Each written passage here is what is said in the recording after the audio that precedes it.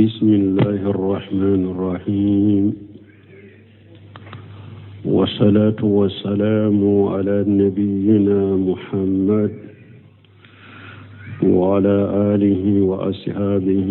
وسلم تسليما كثيرا سبحانك لا علم لنا إلا ما علمتنا إنك أنت العليم الحكيم أستغفر الله الذي لا إله إلا هو الحي القيوم وأتوب إليه بكارثو هجريا بكلي أديك مناني أن بيناني أن وورو شهر الجمادى الآخر من هجريا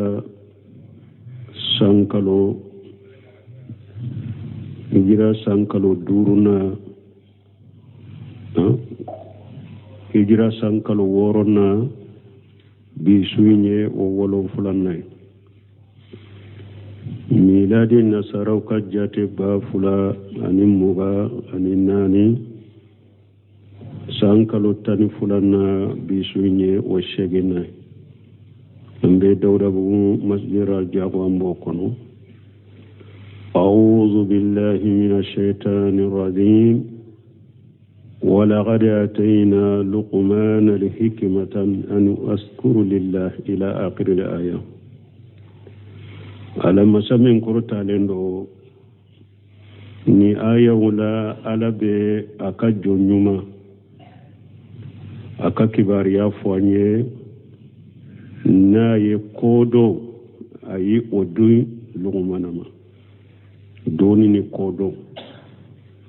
ni ala ya be sababa ma ka fotawuna anaka ketaw ko ye hikmay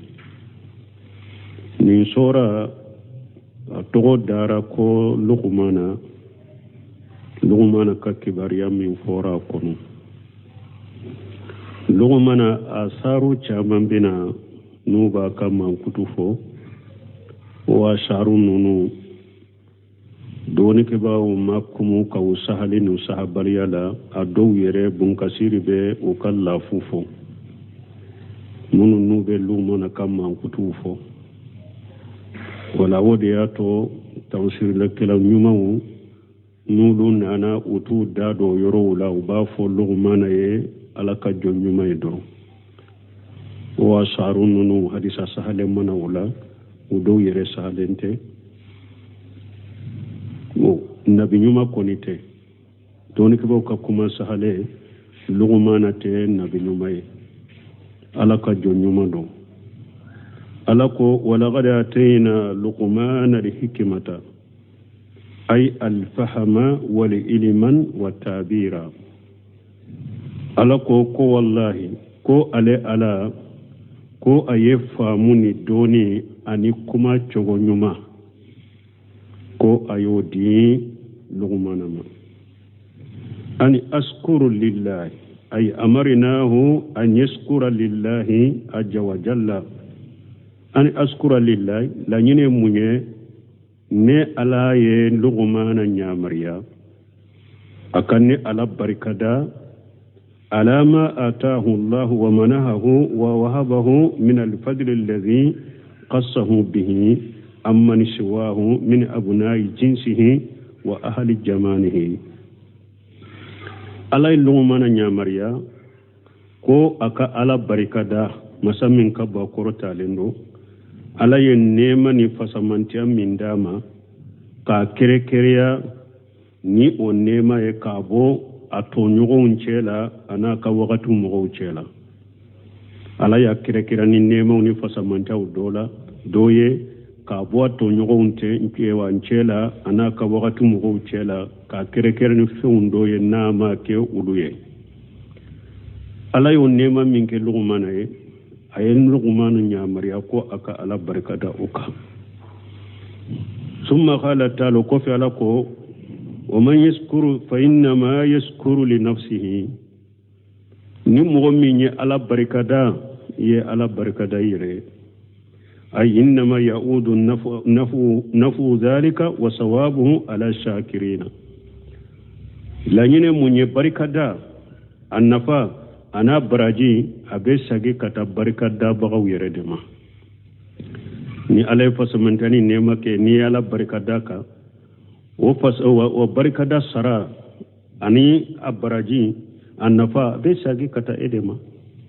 emi ala barika da wodi ato ala ko ni mo mi ala barika da a iye barika danki yere de li qawli ta'ala alaka kuma koso aya wurela ومن أمل صالحا فلأنفسهم يمهدون ala ko ni mogomi ni yere ni mogomi ni bara nyumake yere de ye danyuro labbe ye ka kaburu kono o man kafara wa qawlu ni ala ko man kafara fa inna allaha ghaniyyu hamidu awa ala ko ni mogomi ke rafi suru waliye ala nema minke ema ala barakada ala fi suru waliyade ala kari lende do ala tanu nende do ala kari lendo kabo ema ala tanu nendo hanni ema ala tanu ay qaniyun anil ibad ala kari lendo kabo jombolo la yatadarraru bijalika jonka ala barakada baliya wote ala toro walau kafara ahlul ardi kulluhum jami'a har ni dugu kula dunke be kera kafride ate ala toro فإنه القني أما شواه الذي كارلين دو كبوا تنابلو فلا إله إلا الله ولا نعبد إلا إياه باتو فنسيتي من كباتو يتيني على كلم بيوتي ايوا أنت فوي باتو فنا ني على تي ولا لغمانا كما جامان بفو فرافين دي bo hari acce juguyana few ñoo fo cogomi o bebe asaru la farafinde tundo jonde tundo mi allahu alamu antanda magawla ulu ya asaru de bo doni ke baga uyu fo mu sahalinu sahal baliya fo u do be yere uyu sahal baliya fo alla de bo do yere ba fo yere ko lugmana ye marakade nonu ye takallufu de wal qawlu ala allah bila ilmi ani ka fiyon fo ala ka min doni ti bolo ala ya fo de ko jonyuma ala ye kodon dama ye famu dama ye doni dama aye kuma chogo nyuma dama iba to ala ka jonyuma yala me ato tawsirikelaw bu fo umu do saha umu lafu uyu do lafu yere وإذ قال لقمان لابنه وهو يعظه يا بني لا تشرك بالله إن الشرك لظلم عظيم ووصينا الإنسان بوالديه حملته أمه وهنا على وهن وفصاله في عامين أن اشكر لي ولوالديك إلي المصير وإن جاهداك على أن تشرك بي ما ليس لك به علم فلا تطعهما وصاحبهما في الدنيا معروفا واتبع سبيل من أناب إلي ثم إلي مرجعكم فأنبئكم بما كنتم تعملون لغمانك قيسين نفاين يميني ni hadamaden kan ka sinsa ka wala mɔgɔw ye ala bɛna ka wasiya kan minnu fɔ a ka kisa yɛrɛ nafa bɛ ye ninnu de an ka tɛmɛ ko e bɛ dɔ a ka kow la jɔn dɔ de a finnen dɔ de maraka de dɔ a bɛ ten olu nafa si tɛ mɔgɔ kan min nafa bɛ mɔgɔ kan a ka wasiya kan lugmana ka wasiya kan minnu filɛ kana kala an t'a dɔn yala u bɛɛ bɛna dafa bi wasiya kan tan ni kɛlɛ b'a la minnu ni hadamaden bangebagaw min ye kalanyɔrɔw ye min ye marabagaw ye n'u kan ka denw lamɔ lugmana ka wasiya kan minnu filɛ nin ye den lamɔna bɛɛ bangebaga bɛɛ kan ka nin wasiya kanw jantu la ki dew lammo uka kala nyoro kara nyogo kelen kele kanki jantu ni washia kauna ka kala ndew lammo uka jamana mara baga jamana bara kelen kele kanki jantu ni washia kauna ka jamana dew lammo uka washia kauna fa washia kantani kele washia kan fule munya tauhid washia kan fulana ye munye birri walidain wa sukru lahuma washia kan sabana ye munye al-itiba'u wal-itima'u lil haqq wa ahlihi katugu cinya ko kiyere fara cinya tiguka washia kan nani nay munye muraqabatullah ka dawla mo ka yiri la ko ala ka koroshiri buka washia kan durna ye munye iqamus salat salli kana chogola washia kan worona munyale amru bin ma'ruf wa nahy anil munkar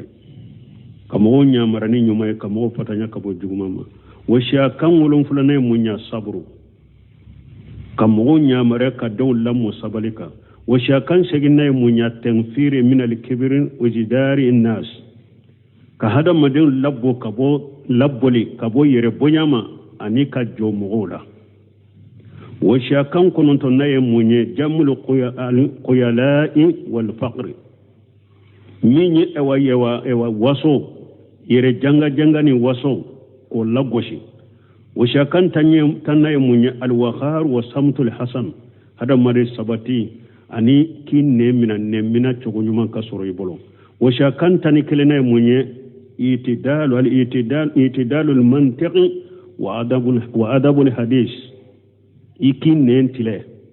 ni be kuma yin nentile ani adabu ka sori bolo mogo ka baru nyogonya ni mogo ka kuma nyogonya adabu ka sori bolo ola nunu ni ala sonno bena perpere la tige ka do woshi kan nununa wa qala luqman li ibnihi tumami luqman ko addenkema yaqulu ta'ala muqbira an washati luqman li waladihi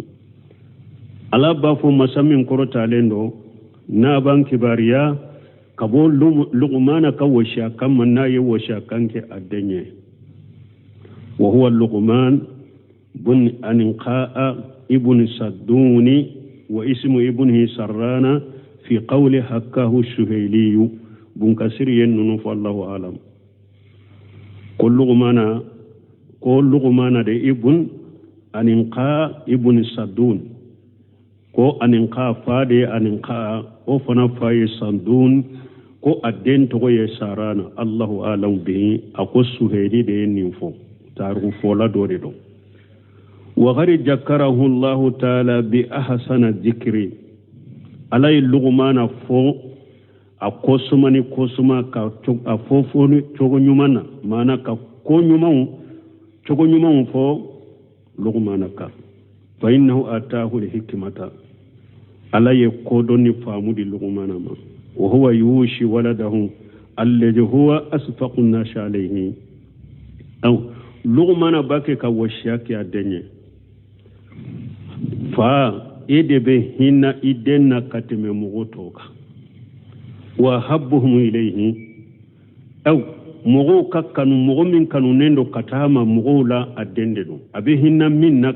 mugo minna kateme mugo toka de abe mugo min kanu nendo katama mugo la adde abake ka washake katama fa huwa haqiqun an yamnahu afdala ma ya'rif wala akaka della dunya abe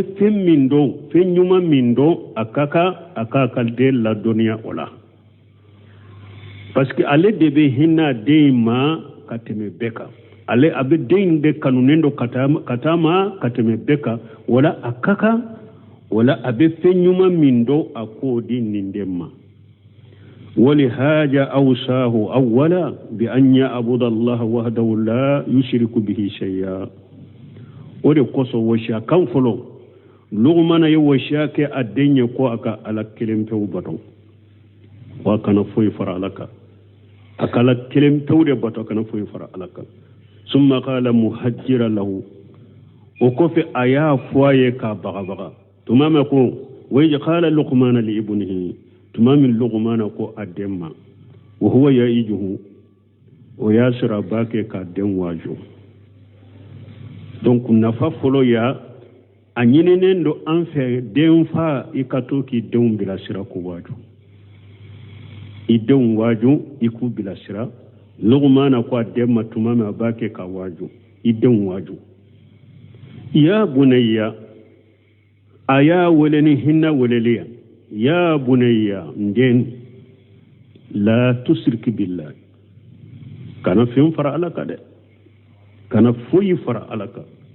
inna shirkan la julumun adim i ka dɔn mushrikiya tɔɲali min n'a ka bon kosɛbɛ mushrikiya tɔɲali min ka bon kosɛbɛ ani abdullahi bin mas'ud kadi samna abdullahi bin mas'ud ma qala lamma najalat alladhina amanu wa lam yalbisu imanahum bi julumi akotuma min aya jigina mɔgɔ minnu limaniyara n'u ma tɔɲali ɲagandi u ka limaniya la saqqa dhalika la ashabi rasulullah sallallahu alaihi wasallam a nin gɛlɛyara ciden ka sɛbɛw kan ala ka tanu na kisi bɛ ciden kan wa qalu ayyuna lam yalbis imanuhu bi julmi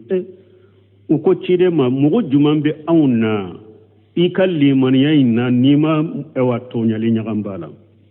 maana olu ɲana tɔɲali min bɛ hadamadenw ni ɲɔgɔn cɛ ko o de kɔ dɔn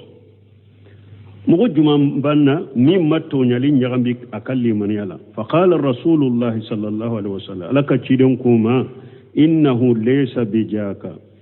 ako aw hakili tara tɔɲali min fɛ tɔɲali min yɔrɔ la o tɛ dɛ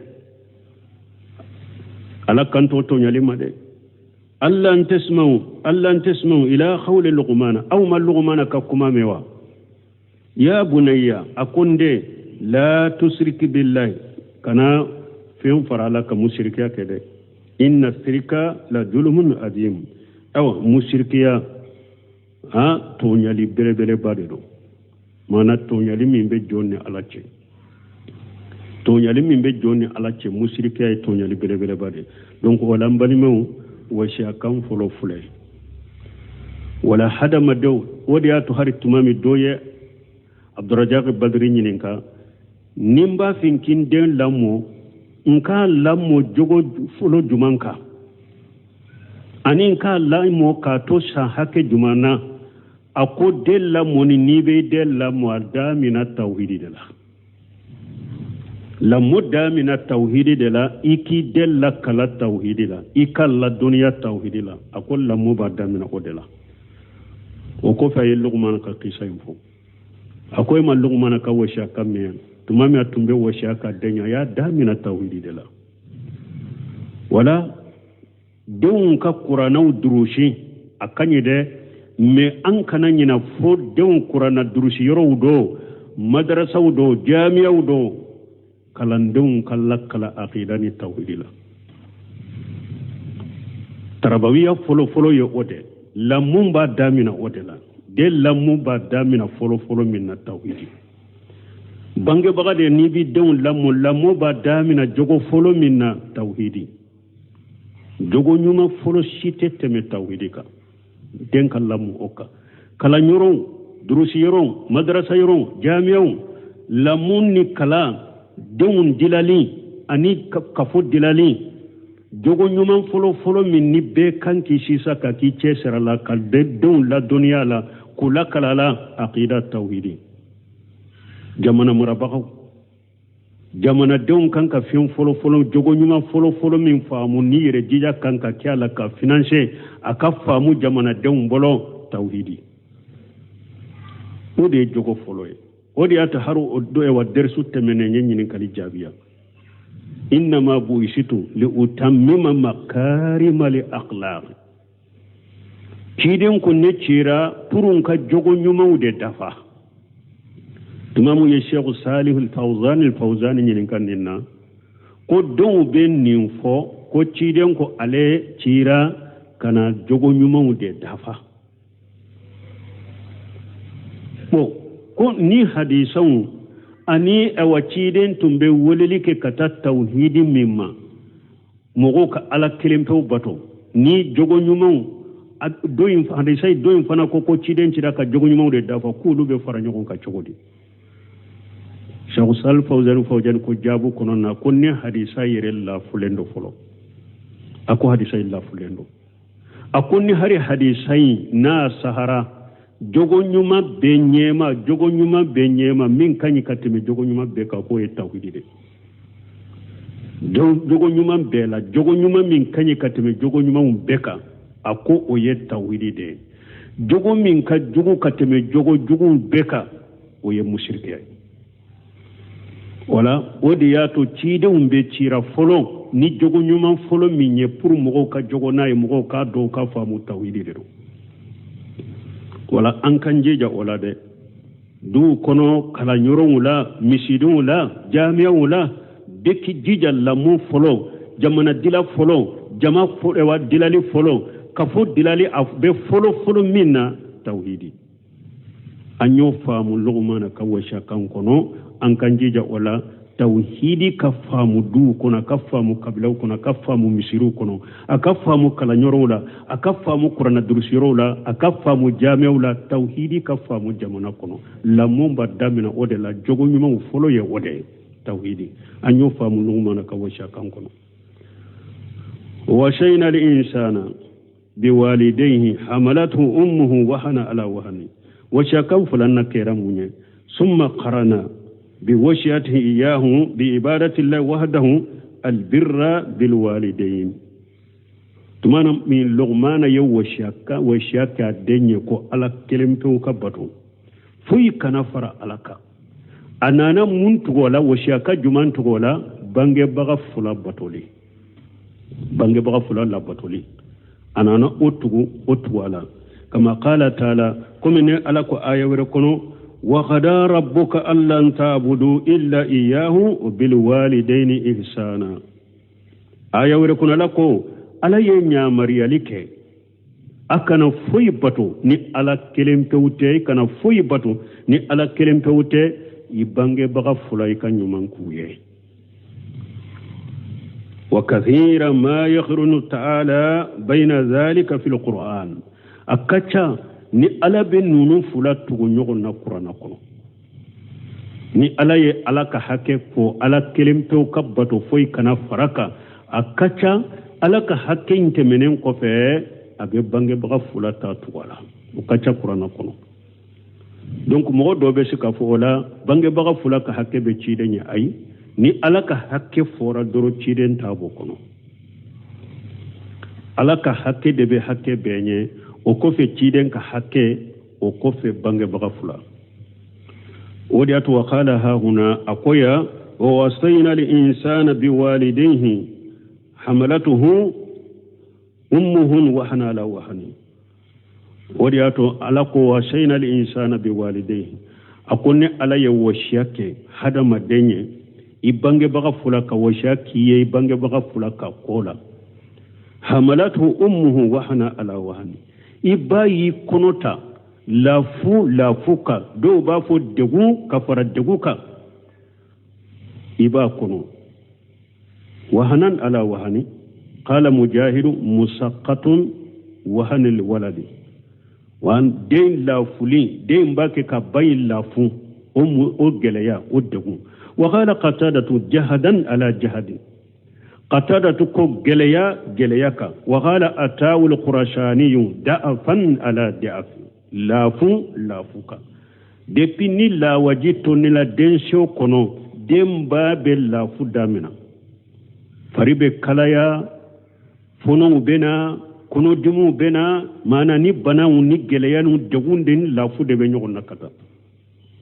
فو اوا بنا وقت لا حركه ولي جواكا جلاما لافوكا وفصاله في عامين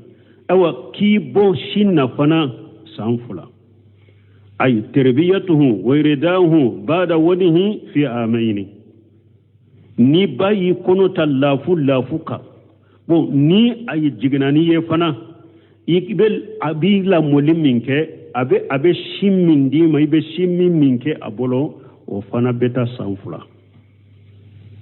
كما قال تعالى كمن ألق آية وركنو الوالدات يرضعن أولادهن حولين كاملين لمن أراد أن يتم رضاعة آية وركنو لكو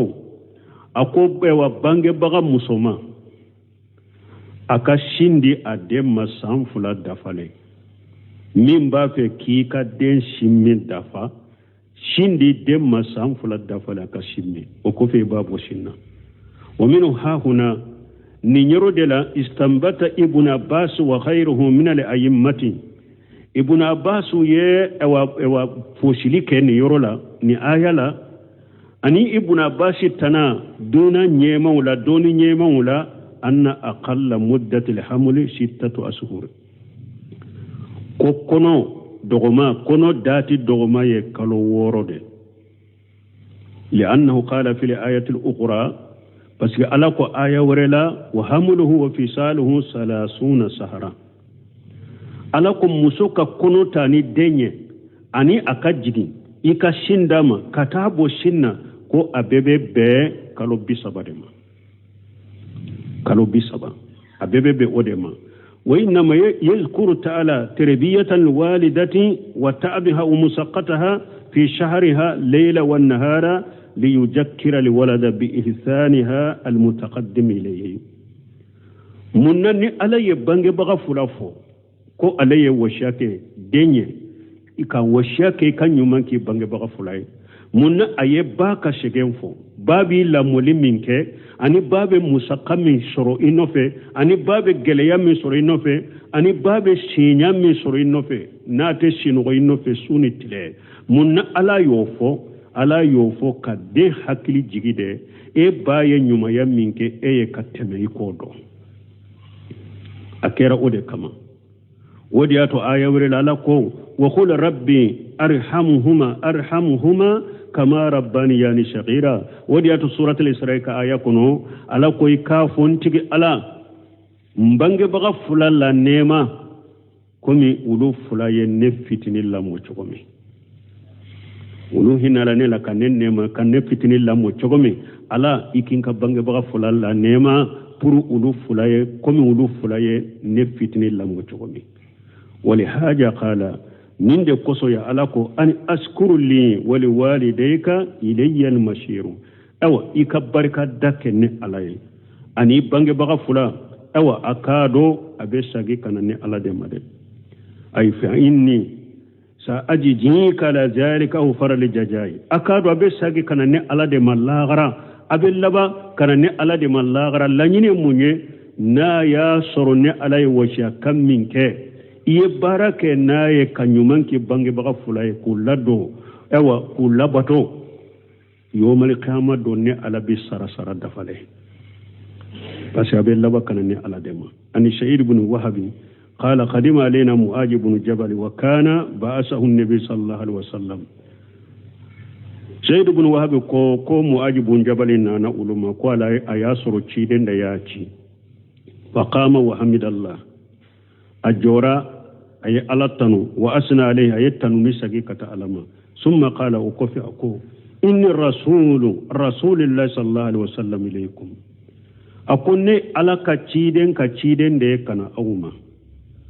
allan ta'budu anta abudullaha wa la tushriku bihi shay'a aka alabato aka na foyi far alaka ne alaka ciden de kana awma aka alabato aka na foyi far alaka wa antu tiuni la ulikum khairan ewa aka tugunko ntem masunyalike hera ninkan ka foye mbabe ke wa innal masira ila allah wa ila jannati wa ila an-nar ewa aw ila an-nar anifana ka do ewa ko labanyuro be kata ala de made bebe laba kata ala de ma wa ila jannati bebe laba kata jannama aw ila an-nar ube ina laba kata tasmama iqamatun fala ja'anan wa khuludan fala mauta aw nim mo min sigira arjanna kono sigidi mite wuli dumeli be ni sayate de nim mo min kera arjanna dunke de yi sigire be sigila sigi min nite wuli nim mo min kera arjanna dunke de ibe dumeli mi mite sa awa nim mo min kera tasuma dunke de odo sigi min nite ate wuli de dumeli mi ni sayatala wala tawhidi kofe mo hadamaden be lammo tawhidi ka ku baga ka bo shirkuma o kofe tarabiya kan ke jumanka ewa bange baga bato ninte kuma ba ke ka tertibu ke washa kaw ni tertibu do tawhidi kofe salli de bena me terbiya jogo nyuma wala don kala halala lo mana ka washa kamunu fulen ne nyawlu tugura nyon ka jogo mi abe afolo la tawhidi kofe don kala mo bange baga bato ka du kono kabilaw kono misirun la madrasaw la karanyon la jamana marabagaw anka dawun lamu bange bagaw fana batolika tumame ala ye bange baga fula fo aye bange baga musoma tafo donc anko koria kera ewa ibn abbas simbato aye fo shirike ni ayala ka fo muso kono ko adogoma ye kalo worode wala nyine munye ni muso nana ema ya furu eye muso furu idonana ye kalo woro dafara cho kalo woro kofe hari ni tile kele ube tile fula aye dendo soro ibolo kana shikala ko e ka dente abese ka ki denye kono dogoma ye kalo woro de obese ka ke e denye ni eye muso furu de sa muso donani muso e akalo sabana muso jigina akalo nani na muso jigina ni den dafale woye taya o muso ni o den nana emade me ni kalo woro dafara kono la ni muso jigina o de silamiya sariya ye o denki denye o den be se ka ki denye kono dogoma ye kalo woro de ni ako wa hamluhu fi salu 30 shahra kalo bisaba kalo bisaba ala ya fo aya kono akoni mugo min mbake ka sindi demma ka sinda ma sanfula dafale sanfula bebbe kalo jolema kalo mugari nani ni kalo mugani nani bora kalo bisaba la toye jul kalo woro o ye kono hake kono dogoma ye kalo woro de denyita ni muso ya fur kalo woro dafara aye den soro kana fo idente abe sika ki denye silamiya sariala kono dogoma e kalo woro de anya famu aya kono ni ala ye bata fo abe della moli minke ani abe simmindima abe sinya minke no fe suni tile ni ala yo fo ko farale taka ki hakili de jigi ba ye minki e kakoro iki jantola wodi ato chedo della kana chidema ako jinya mugo belankanka nyumanke donye kateme beka chiden ko iba akonu obora yedo chiden ko iba akonu obora yedo chiden ko iba akonu obora yedo chiden ko ifa minye nyuma ya yoro babe fanye o yorola minye mara yoro yo kafamu nya mariali ninke kana ninke faade be banye o yorola parce que eni babe nunjurube ifade bolo ñamarili den ninke kana ninke tan ni yorola kana tan ni yorola ñamariyali ka ñamariyali nunjurube faade bolo kateme baka mais na kera ñuma ya yoroye ba bilala fañe parce que ba fana be tora minye denna be hinna minye de ke denna fa fana te o chogola mais minye na fakati fana ye o be faade ka den kan na fakati fana be faka o tayira ko fa fana te barake koy den kan na fakati ni ani ibabbe abebe eni ibabbe kan na fakati be faade ka mais o de yato ñamarali ro o bi faade bolo iti ewa ibaka ñamaru kambila ifa tañede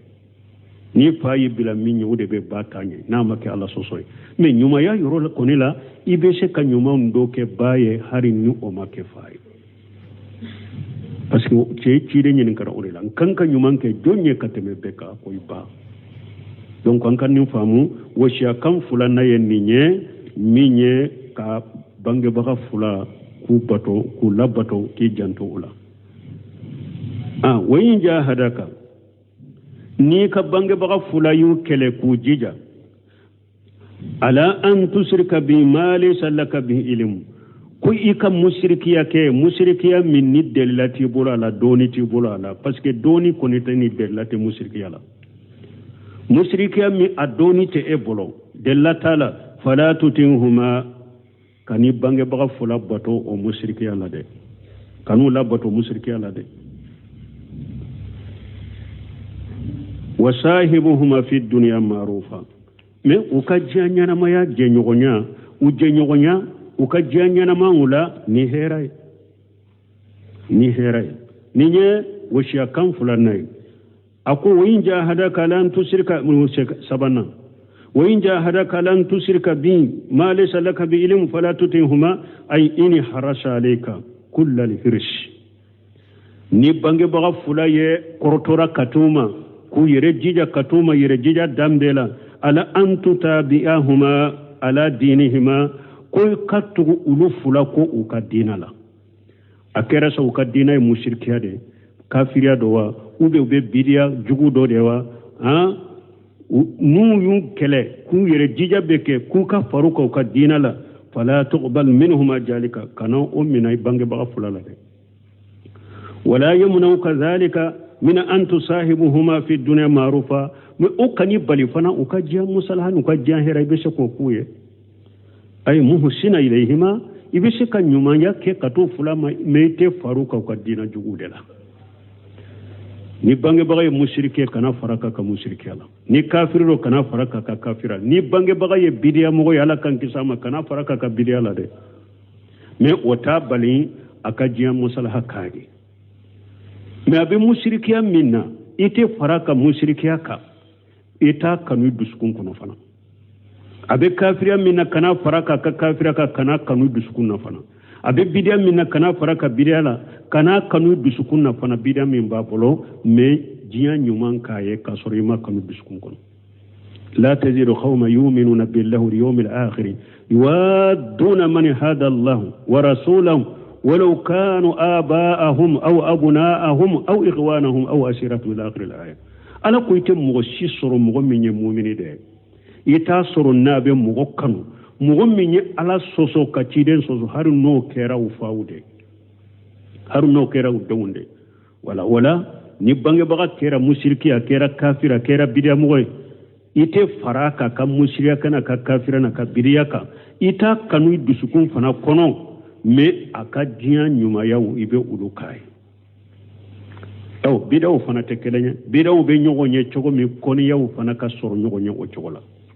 bidaw do be obe mugol labbo silamiya kono kike kafiri ni o bidiya sugude babolo iba ko de pew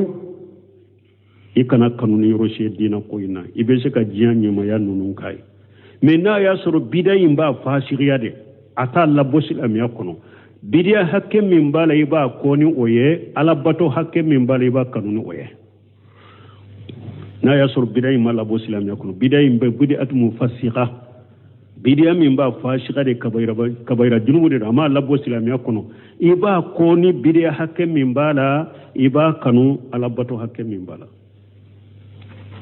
iba kanu unoye donc nu ko har bidiya mo ki yere tige ka wala bange baga ta tola de bambe baga ta koni besaka ka bidiya ko iduskun kono ani suni tileki ka konnanja ka babila chogomi me ite se ki yere tige ka bo alela minye kanyuma yake aleye oye wajibi ika ibo ke aleye me ite faraka ka bidiya la donc do be afo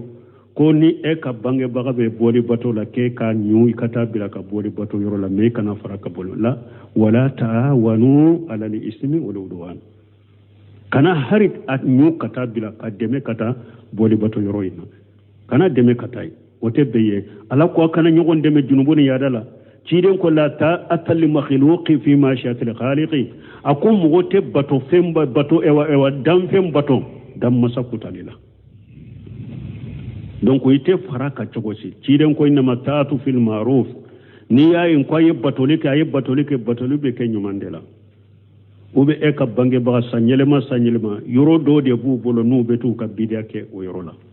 jiara yoro de bu bolo sanyelema fo kata o jiara yoro de la bidia yoro de la suula kaburula ube peti do de sanyelema beta ube yoro do de bu bolo minte makka ko sanyelema ulu beta hijiye ni bange ba bo ko sugu de la kana de meni foye kana deme ni boli fenye ko iba nyu katai kana deme ni pashe ko iba deme katai niye ake idonna aya kono wala ta'awanu ala al-ismi wal udwan iya deme junubuni ya dala ote beyede ciden ko la ta'ata li makhluq fi masiyati al-khaliq donc bange baga fula nube dina jugum min ka kanu deme wala kanu farako dina la chogoshi me ibu ka diya nyuma yanke ya nyumu sala me utu deme ewa dina jugu indela itu deme bidia indela itu deme galo indela aya madafari wattabi sabila man anaba ilayya ninye washa kanjole nay nani na washa kan nani na min fulen ninye sabana anko tauhid birrul walidaini wali sabana de fulen ninye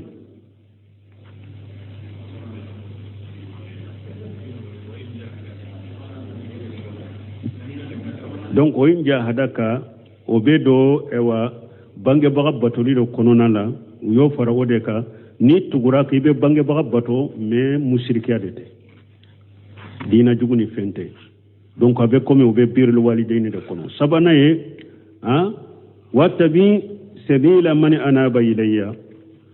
donc anko oye jumay sisa al itiba'u wal intima'u lil haqq wa ahlihi lugmana kawasha kanya yiranna ya hada maden ka tugulike ani ki yere fara cinya de ka ne cinya tigu tugu cinya de ko ika fara cinya tigu de ka wada to ko wattabi sabila man anaba ilayya yani almu'minina mu'minu nyu yere sagi kanane alama ulude kasira batode tugulu de kasira ko de mu'minu tugu mu'minu de kasira ko donc lugmana kawasha kanya yiranna giri kam munum be nyamba ke wa kakko do ke nyon fe bidia mo ni sunna mo mushriku ni tawhid tigun kafiru ni islamu kamujamala ni mudahana ke kafara nyon kakko do la munun te sariyaye ko pour ankashe ka bella anya suru lugumana kawasha kanaya mi nye tinya tigun ye tinya ani tinya tigun tugu tinya de ko ikafara tinya tigu de ka anyo afamu ye wala dun kallamu ninka ka yiro la tiñabe yoromi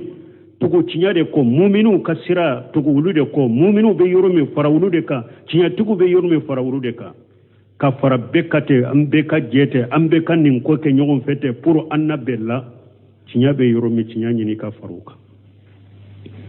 o be lugo mana ka washa kanna ya wodi ato ko al itiba'u wal intima'u lil haqqi wa ahlihi wa shakan sabana tuguli ka tugu cinya ko ani ki yere fara cinya tiguka anyo famu lugu mana ka washa kan kono mu'minu kasray munye ala yere mo fo qur'ana kono o man yusaqiqi rasula min badi ma tabayyana lahumul huda wa yattabi khayra sabilil mu'minina nuwallihi ma tawalla wa nuslihi jahannama wa sa'at masira ala ko ni mugo o man yusaqiqi rasula min badi ma tabayyana lahul huda akoni mugo ye ciden soso kanda bangallen ko fe iye wayattabi khayra sabilil mu'minina etaratugu mu'minu be farala nyogon ka kamin ke siraye itugura mu'minu ka sira tanako nuwallihi ma tawalla donna min ambi tola onuslihi jahannama me yomal qama do be bila jahannaba kono wasati masire kala banyoro jogera faralite ke bekade ibe fara ibe tugu ite tugu beko de tugulu teke beko ite fara beka fana tuguli beke tinya de ko ibe fara tinya tugu de ka ninka fam odi atwan ka sarafu salihu yen nonu fam kosobe mi nye sunna mugo ni bidia mugo mam masala hasikala ikana ewa bidia mugo kana hari yele miseni ke bidia mugo koro ali imbisatu ube ki yere fone bidia mugoy abe yele nyogon fe abe tirin ko ke mu nyogon fe abe sinan ke yanke nyogon fe salafu salihu maso o ma chogo si ni bidia mugo ni nyogon je ibe se ka gere bidia mugo la de ka do ala de purun ka wele abe aka bidia minanka wele ka sama ka bola ka bila sunala ibe se ka gere bidia mugo manin ninde dawa ni nesiha ni yere yaado amika dawa mina amika nesiha mina ima boala kana girala de ima boala i kana girala wodi ato Sayyid ibn Jubair ko ale ka denye walayin yashhaba ibni fashikhan satiran sunniyan ahabbu ilayya min an yashhaban abidan mubtadiya Sayyid ibn Jubair ko ale ka denye fashiri mugujugun satire munyal khabis fashiri mugujugun ni sunna mugodo ko ale ka denye o nofi aka denke oke ajenyogoye ko o kadi ale katema ka denke bato baga bidiya mugo jenyogoye ale de Sayyid ibn Jubair yahira hada madem be se kake sunna mugo me fashiri bahara ubi bolo satire munye abe dolomi na no abe jeneya uke abe dolo ka abe feunke akum me sunna mugo do aka ridala me fashira bara uba bolo satiran qabisu fo aka aya kam mugo shege aka ala soso yere ya kam mugo shege dolomi ni drogu tawni feun jeneya uluba bolo me sunna mugo do aka ridala Sayyid ibn Jubair kale aka denke o ka jenyogo yede ko o kadi ale kateme aka bidiya mugo ala batola ke ajenyogo bidiya mugo ala batola aka ke ajenyogo parce que fasiri min fulenye ni barajugo kelaro me akida la sunna mugo do fasiri ala sosola bado mbe min na haramu do atebe o bese ka tubi dondola kabo aka ala sosola abetile me bidiya mugo fe ale be dina cinya de ka te tubi wodi ya to uko Fudayl ibn Iyad ko ako ala soso fasiri ala soso nunu ulu de kadi bidiya de kadi shaytane ye kateme fasiri ala soso la nununga bidiya kadi bulisa ye kateme ala soso nununga ala soso kabayra junubu fule parce que tigi bado ni nyala soso do be se ka tubi me bidiya mo te tubi na ala mafaraka wala bidiya te fenye ni mo kanka farata la ti ini mo be ke nyoko be bidiya la jamana in fana kono munum bu dambe kata sunna makaramo kuron a kobu bolo jamana in kono be mo la sirade me ambe min fo awnte sira dina ka cinya ko ambe sira ande kana cinya parce que Allah te ni dina la bilaw ede be cinya ke ede togo be cinya ke ede be cinya ede togo be cinya me islamia te cinya de min be tile islamia la komi salafu ya fo ke cogomi awute jama fara nyogon ka fe kateme salafu kata do kateme salafu kate islamia masalaha do katemuka uye islamia bara cogomi aya baro cogola o doron de be mogo fara nyogon ka jama fara nyogon ka hera nati jamana kono la yasluhu li akhir hadhihi umma illa ma aslaha bi awwaluha imamuna maliki yode fode akonni manton labante se ka foyi ke dina la ko be na dina dilana ye na benya fu manton folo ye dina dilani minya ko de ke sebo ni tabino ulu ni bidia mo de balo joño ko fiya ulu de ni bidia mo farala ñon ka biro kelen kono ko ambe islamia ko ñanabo ka ñogon soro yoro wula abe ni sonja ñogon ko abe ñogon kalimeya abe ñogon filme ka sigi ñogon krefe ewa ka jo ñogon krefe ka ñogon filme ka bila rejo sosoka salafu ni bidia mo de o ke a do ko hare aleni lewu ka ke je ñogon yalla sigi ñogon la ko kawsa aleni bidia mo ka ke sigi ñogon yalla salafu nu o do be teme ibn Sirin ana densen teme na bidia mo la ba ka wajuli fana de tilon kene e wa mana ko tera be wajuli la akode may bolo konu fula sori tilo kono ikana ka kuma me ayere ya bolon konu sora tilo kono akode denka bolon konu sora tilo kono ikana ka kuma me de utara akoy bolo kelen bo itilo ba ka wajuli kanawa akon tilo ba la ko sora kono utara ko bolon koni kele boy ka lamme ko tilo bara ko tilo tala awa ko sisa i bolo boy tilo kono akon nunun ka kuma wire lamme le fitina de kanu ka kuma lamme bun shirina aw be dina do ka teme nunun ka aw be islamia delali do ka teme nunun ka aw be islamia faranyogon ka do ka teme nunun ka aw be islamia benfe ka teme nunun ka ciɲali ni jamana in kɔnɔ togo ɲini ni ewa daraja ɲini ni tanuni ɲini ni nafolo ɲini a ye diina kɛ o de ye sisan n bɛ tanu ni sira min ye n bɛ tɔgɔ sɔrɔ ni sira min ye n bɛ nafolo sɔrɔ ni sira min ye a y'o kɛ ewa diina la ka diina kɛ a ka nafolo ɲini yɔrɔ ye ka diina kɛ ka diɲɛ ɲini yɔrɔ ye ka diina kɛ ka tanuni yɔrɔ ye o bɛ ɲa a tɛ laban o ka taa laban imamuna maliki ka kuma in de don ni mɔgɔ o mɔgɔ ko i bɛ nin silamɛya dilan ni fɛn ye salafu y'a dɛlɛ ni min ye n'i m'o de ta a tɛ ɲa i bolo a tɔgɔ tiɲɛ bɛ laban e de kan a n'a dɔgɔyama a bɛ laban ka yɛlɛ min kan an bɛ ala dɛlɛla ka hakiliman de d'a ma komi wagati sera yan summa ilayya marjukum fa unabbiukum bima kuntum ta'malun o kɔfɛ a bɛɛ bɛ sagi ka na ni ala de ma n b'aw kibariya n'a ka baara kɛtaw ye